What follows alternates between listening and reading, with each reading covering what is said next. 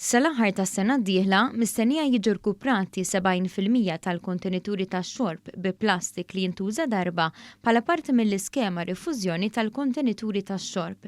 L-Aġenzija l-Ekonomija Ċirkulari qed tassigura li r-regolamenti eżistenti li jgvernaw din l-iskema jiġu rispettati biex tintlaħaq din il-mira ambizzjuża.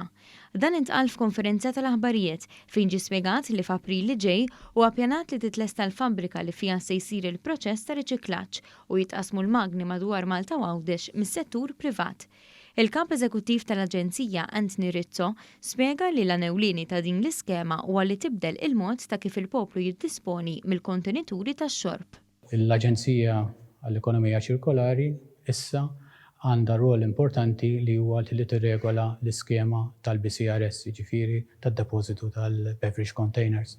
Hemmhekk ovvjament apparti li aħna ninforzaw li jintlaħqu l-miri, ukoll irridu naraw illi x-xogħol amministrattiv għar-reġistrazzjoni ssir u ssir skont ir-regolamenti li ħarġu.